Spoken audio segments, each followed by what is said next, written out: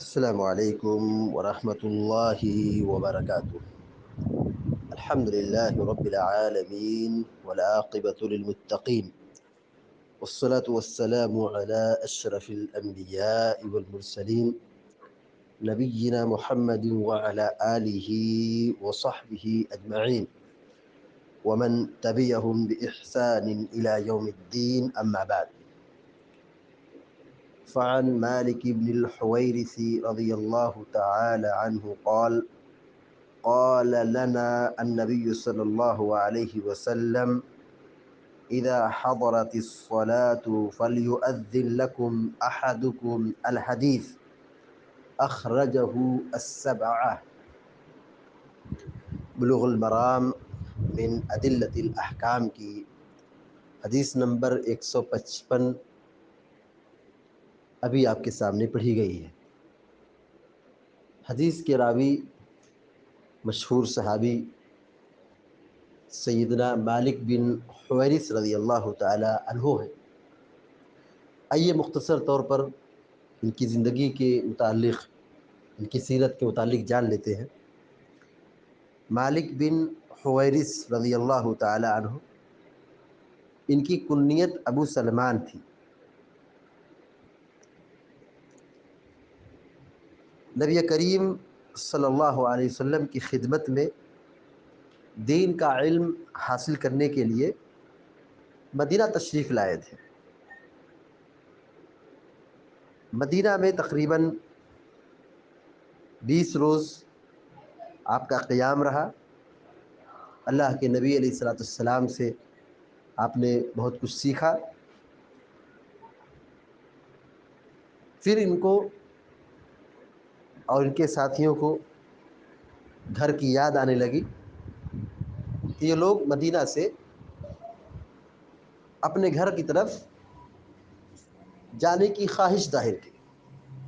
اللہ کے نبی علیہ السلام نے انہیں گھر جانے کی رخصت دی اور پھر یہ نصیحت فرمائی کہ راستے میں جب نماز کا وقت ہو جائے تو تم میں سے کوئی شخص اذان دے اور تم میں سے جو بڑا ہو وہ نماز پڑھائے۔ مالک بن حویرث رضی اللہ تعالی عنہ، مالک بن حویرث رضی اللہ تعالی عنہ سن 74 ہجری میں بصرہ نامی جگہ پر، بصرہ میں آپ کی وفات ہوئی۔ مالک بن حویرث رضی اللہ تعالیٰ عنہ صحابی رسول ہے، انہوں نے اللہ کے نبی علیہ السلام سے ملاقات کی ہے اور آپ سے استفادہ کیا ہے، دین کا علم حاصل کیا ہے، صحابی رسول ہے۔ انہی کی ایک روایت ابھی آپ کے سامنے پڑھی گئی ہے۔ یہ وہی روایت ہے کہ جب آپ مدینہ سے اپنے گھر کی طرف جا رہے تھے تو کچھ اللہ کے نبی علیہ السلام نصیحت کی تھی۔ نبی کریم صلی اللہ علیہ وسلم نے کچھ ان کو کہا تھا نصیحت کے طور پر، وہ نصیحت یہاں پہ مذکور ہے۔ اور حافظ ابن حجر الاسقلانی رحمۃ اللہ علیہ نے یہاں پہ جو روایت ذکر کی ہے بہت ہی مختصر ہے، بہت ہی مختصر ہے، بلکہ آخری ٹکڑے کا ایک ٹکڑا ہے۔ حدیث کا جو آخری ٹکڑا ہے اس کا ایک حصہ یہاں پر صاحب کتاب حافظ ابن حجر الاسقلانی رحمہ اللہ نے بیان کیا، باقی ساری روایتوں کو حذف کر دیا ہے۔ کیا آخر میں حدیث پر دیکھیے کہ اذا حضرت الصلاۃ فلیؤذن لکم احدکم الحدیث۔ الحدیث کہ کیا مطلب ہے؟ یعنی ابھی حدیث مکمل نہیں ہوئی ہے، اس کے آگے بھی اللہ کے نبی علیہ السلام کا فرمان باقی ہے۔ اب آئیے کتاب کی طرف۔ وَأَنْ مَالِكِ بْنِ الْحُوَيْرِثِ رضی اللہ تعالی عنہ قال، حضرت مالک بن حویرث رضی اللہ تعالی عنہ سے روایت ہے، وہ بیان کرتے ہیں قال لنا النبی صلی اللہ علیہ وسلم، کہ اللہ کے نبی صلی اللہ علیہ وسلم نے ہمیں فرمایا۔ لنا مانے ہمارے لیے، لنا ہمارے لیے، قال لنا ہم سے کہا، قال لنا کا مطلب کیا ہو گیا؟ ہم سے کہا، قال کہا، لنا ہمارے لیے مطلب ہم سے، قال لنا ہم سے کہا النبی صلی اللہ علیہ وسلم نبی کریم صلی اللہ علیہ وسلم نے. مالک بن حویرث رضی اللہ تعالی عنہ بیان کرتے ہیں کہ اللہ کے نبی صلی اللہ علیہ وسلم نے ہم سے کہا، ہم سے فرمایا اذا حضرت الصلاة فلیؤذن لکم احدکم. اذا مانے جب، اذا جب، حضرت الصلاة، حضرہ کے معنی ہوتا ہے حاضر ہونا. حضرت الصلاة، حضرت مؤنث کا صیغہ ہے، حضرت الصلاة، حضرت فعل ہے اور الصلاة اس کا فاعل ہے. حضرت الصلاة، حضر یحضر کے معنی ہوتا ہے حاضر ہونا، حاضر ہونا. حضرت الصلاة نماز حاضر ہو گئی، یہ لفظی ترجمہ ہوا. حضرت الصلاة نماز حاضر ہو گئی. مرادی ترجمہ کیا ہوگا؟ نماز کا وقت ہو گیا. نماز حاضر نہیں ہوتی، نماز کا وقت ہوتا ہے. حضرت الصلاة ایجاد وقتها، کہ نماز کا وقت ہو گیا، نماز کا وقت آ گیا. کہا اذا حضرت الصلاة، جب نماز کا وقت ہو جائے. آسان ترجمہ، اذا حضرت الصلاة، جب نماز کا وقت ہو جائے. فلیؤذن، چاہیے کہ اذان دے. اذن یؤذن مانے اذان دینا. فلیؤذن چاہیے کہ اذان دے. لکم تمہارے لیے، فلیؤذن لکم تمہارے لیے اذان دے. احدکم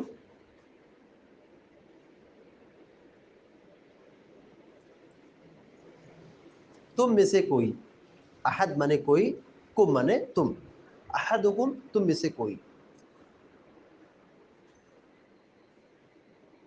فلیؤذن لکم احدکم تو تم میں سے کوئی اذان دے، نماز کے لیے اذان دے، تاکہ مسلمان اس آواز کو سنے اور نماز کی تیاری شروع کر دے، نماز کے لیے آئے. یہ بات اللہ کے نبی صلی اللہ علیہ وسلم نے اس وقت بیان فرمائی جب یہ لوگ مدینہ سے اپنے وطن اور اپنے علاقے اور گاؤں کی طرف لوٹ رہے تھے. یعنی الوداع جب کر رہے تھے، روانہ کر رہے تھے، جب وہ لوگ جا رہے تھے، اللہ کے نبی علیہ الصلوۃ والسلام نے آخری وقت پہ ان سے ایک نصیحت فرمائی کہ اذا حضرت الصلاة فلیؤذن لکم احدکم. دیکھو جب نماز کا وقت ہو جائے تو تم میں سے کوئی ایک شخص لوگوں کے لیے اذان دے، لوگوں کو خبر کرے کہ نماز کا وقت ہو چکا ہے، اب نماز کی تیاری کرو. الحدیث یعنی یہ حدیث ہے، اس کے آگے بھی اللہ کے نبی علیہ الصلوۃ والسلام کا فرمان ہے. آگے فرمان یہ ہے کہ وَلْيَؤُمُّكُمْ أَكْبَرُكُمْ، کہ چاہیے کہ امامت وہ کرے جو تم میں سب سے بڑا ہو.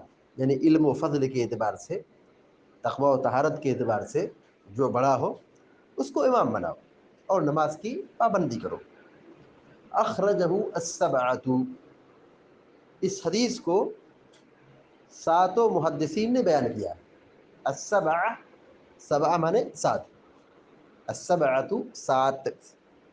اخرجہ السبعۃ، اس کو ائمہ سبعہ نے بیان کیا ہے، یعنی ساتوں محدثین نے نقل کیا ہے. ساتوں محدثین سے کیا مراد ہے؟ ساتوں محدثین نے بیان کیا ہے، ائمہ سبعہ نے بیان کیا، کیا مطلب ہے اس کا؟ جی ہاں، نمبر 1 امام احمد بن حنبل رحمۃ اللہ علیہ، نمبر 2 امام بخاری رحمۃ اللہ علیہ، نمبر 3 امام مسلم رحمۃ اللہ علیہ، نمبر 4 امام ابو داؤد رحمۃ اللہ علیہ، نمبر 5 امام ترمذی رحمۃ اللہ علیہ، نمبر 6 امام نسائی رحمۃ اللہ علیہ، نمبر 7 امام ابن ماجہ رحمۃ اللہ علیہ. یہ ساتوں محدثین نے اس حدیث کو اپنی اپنی کتابوں میں بیان فرمایا ہے. تو اس کو کہتے ہیں ائمہ سبعہ، اخرجہ السبعۃ، اس کو ساتوں محدثین نے، ساتوں ائمہ نے بیان کیا ہے.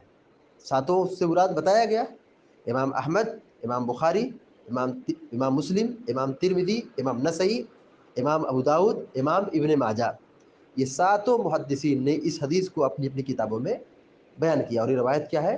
کنفرم ہے، صحیح ہے. حدیث کا ترجمہ پھر دیکھیے، وعن مالک بن الحویرث رضی اللہ تعالی عنہ قال، حضرت مالک بن حویرث رضی اللہ تعالیٰ عنہ بیان کرتے ہیں، قال لنا النبی صلی اللہ علیہ وسلم، کہ اللہ کے نبی علیہ السلام نے ہمیں فرمایا، ہم سے کہا، اذا حضرت الصلاۃ، دیکھو جب نماز کا وقت آ جائے، نماز کا وقت ہو جائے، فلیؤذن لکم احدکم، چاہیے کہ تم میں سے کوئی تمہارے لیے اذان دے، یعنی نماز کا اعلان کرے کہ اب نماز کے لیے تیار ہو جاؤ، آؤ نماز کی طرف. اور اذان کے کلمات ہم جانتے ہیں، تو اذان کا حکم دیا. اس حدیث سے اہل علم نے یہ کہا ہے کہ اذان دینا یہ فرض ہے، واجب ہے، ضروری ہے. یعنی نماز کے لیے اذان دینا ضروری ہے. یہ اذان، یہ اسلام کے شاعر میں سے ہے، اسلام کے شاعر میں سے ہے. اور یہ نماز کا جب وقت ہو جائے تو لوگوں کو بتانے کے لیے، نماز کی طرف بلانے کے لیے مخصوص کلمات کے ساتھ جو شریعت میں اذان کا طریقہ بتایا گیا ہے، اذان دی جائے. اور یہ اذان دینا اسلام کے شاعر میں سے ہے، اور یہ فرض ہے، واجب ہے، ضروری ہے. دیکھیے امام احمد بن حنبل رحمۃ اللہ علیہ، امام مالک رحمۃ اللہ علیہ یہ کہتے ہیں کہ اذان واجب ہے، اذان واجب ہے. امام ابو حنیفہ اور امام شافعی رحمۃ اللہ علیہ نے اذان کو سنت کہا ہے. اور بعض اہل علم نے یہ کہا ہے کہ اذان دینا یہ فرض کفایہ ہے. فرض کفایہ ہے. فرض کفایہ مطلب کیا ہوا؟ سب کو اذان دینا ضروری نہیں، کوئی ایک اذان دے دے تو یہ کافی ہو گیا. فرض عین کا مطلب ہوتا ہے کہ ہر شخص کو ادا کرنا پڑے گا، جیسے نماز فرض عین ہے، سب کو ادا کرنا ہے. لیکن اذان یہ فرض کفایہ ہے، مطلب کوئی ایک آدمی اذان دے دے تو پوری پبلک کی طرف سے یہ کیا ہوگا؟ ادا ہو جائے گا. لیکن دلائل کی روشنی میں اکثر علماء نے، جیسے شیخ علامہ ابن تیمیہ رحمۃ اللہ علیہ، شیخ الاسلام علامہ ابن تیمیہ رحمۃ اللہ علیہ نے اذان کو واجب قرار دیا ہے، اذان کو واجب قرار دیا ہے. امام شوکانی اور شیخ البانی رحمۃ اللہ علیہ اور شیخ ابن تیمیہ، علامہ ابن تیمیہ رحمۃ اللہ علیہ، ان سب لوگوں نے اذان کو واجب قرار دیا ہے. تو اذان یہ دینا ضروری ہے، چاہے سفر میں ہو، چاہے حضر میں ہو، گھر پہ ہو. نماز کا وقت ہو گیا تو مسجد کے اندر جہاں ہم نماز پڑھتے ہیں وہاں اذان دی جائے گی، اور پھر جماعت سے نماز ادا کی جائے گی. یا اگر سفر میں ہے، جہاں ہم لوگ ہوں، جہاں پہ ہم لوگ موجود ہیں، وہاں پر اذان دی جائے، اور پھر اس کے بعد جماعت سے نماز قائم کی جائے. اس حدیث سے جو باتیں معلوم ہوئی، دیکھیے نمبر 1، جیسے نماز کا وقت ہو جائے فوراً اذان دینا چاہیے. اس حدیث سے کیا بات معلوم ہوئی؟ اول وقت پر اذان دینا چاہیے، اول وقت پر اذان ہونا چاہیے، اذان دینا چاہیے. جیسے نماز کا وقت ہو گیا، اذان کا وقت ہو گیا. نماز سے وقت سے پہلے، نماز کے وقت سے پہلے اذان نہیں. اذان کب دی جائے گی؟ جب نماز کا وقت شروع ہوگا. اذان کا مطلب یہ ہوتا ہے کہ نماز کی اطلاع دینا، نماز کی خبر دینا کہ جماعت نماز کا وقت ہو چکا ہے، نماز کا وقت ہو چکا ہے. لہذا وقت سے پہلے اذان دینا جائز نہیں. اگر کوئی شخص وقت سے پہلے اذان دیتا ہے تو اذان دہرائی جائے گی، یعنی وہ اذان نہیں مانی جائے گی. تو پہلی بات یہ معلوم ہوئی کہ جیسے نماز کا وقت ہو جائے اول وقت پر اذان دینا چاہیے، اور وقت سے پہلے اذان نہیں دے سکتے. دوسری بات یہ معلوم ہوئی کہ نماز کی اہمیت، نماز کی اہمیت کہ اس کی طرف لوگوں کو بلانے کے لیے اذان دی جاتی ہے.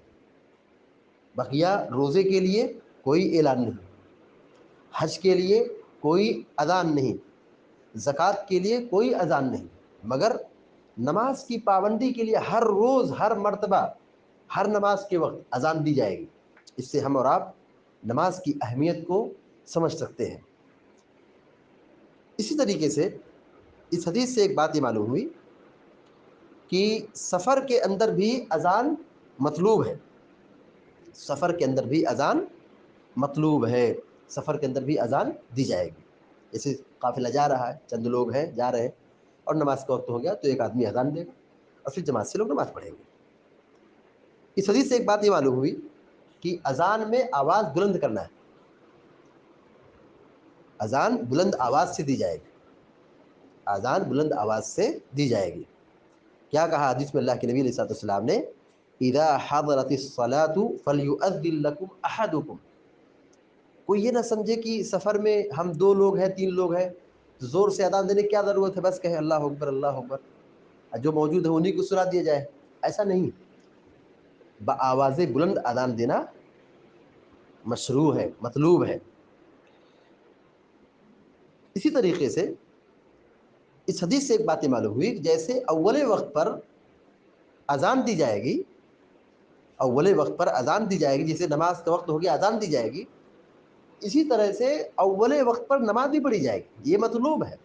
پیارے نبی علیہ الصلوۃ والسلام نے حدیث کے اندر فرمایا کہ سب سے افضل عمل وقت پر نماز کی پابندی کرنا ہے، اول وقت پر نماز پڑھنا ہے. یہ نہیں کہ نماز کو اس کے وقت سے مؤخر کیا جائے. نماز کو اس کے وقت سے مؤخر کرنا یہ سنت کے خلاف ہے، سنت کے خلاف ہے. لہذا اللہ کے نبی علیہ الصلوۃ والسلام کی سنتوں کا جو خلاصہ ہے نماز کے سلسلے میں، آپ صلی اللہ علیہ وسلم ہمیشہ اول وقت پر نماز کی پابندی کرتے تھے، اول وقت پر اذان کی پابندی کرتے تھے. اسی طرح اس حدیث سے ایک بات معلوم یہ ہوئی کہ مسافر کے لیے نصیحت کرنا، مسافر کو نصیحت کرنا. جیسے مسافر کہیں جا رہا ہے، ہم رخصت کر رہے ہیں، اس کو بھیج رہے ہیں، تو ان کو نصیحت کرنا. جیسے اللہ کے نبی علیہ الصلوۃ والسلام نے جانے والوں کو، جیسے مالک بن حویرث رضی اللہ تعالیٰ عنہ اور دیگر صحابہ کرام بھی ان کے ساتھ تھے، جب وہ جا رہے تھے تو اللہ کے نبی علیہ الصلوۃ والسلام نے نصیحت کی. کیا نصیحت کی؟ اذا حضرت الصلاۃ فلیؤذن لکم احدکم. اذان کی وصیت کی، نماز کی وصیت کی. اسی طریقے سے ایک نقطہ اس حدیث سے یہ بات معلوم ہوئی کہ نماز کی پابندی کرنا چاہیے، نماز باجماعت پڑھنا چاہیے. اللہ کے نبی علیہ الصلوۃ والسلام لوگوں کو نماز اور اذان کی نصیحت کرتے تھے. اس سے ہمیں اور آپ کو نصیحت ملتی ہے کہ ہمیں بھی اپنی زندگی میں نماز کی مکمل پابندی کرنا چاہیے. اللہ تعالیٰ سے دعا ہے کہ اللہ تعالیٰ ہم سب کو آپ سب کو نیک عمل کی توفیق عطا فرمائے یا رب العالمین. وصلی اللہ علی نبینا محمد وعلی آلہ وصحبہ اجمعین. السلام علیکم ورحمۃ اللہ وبرکاتہ.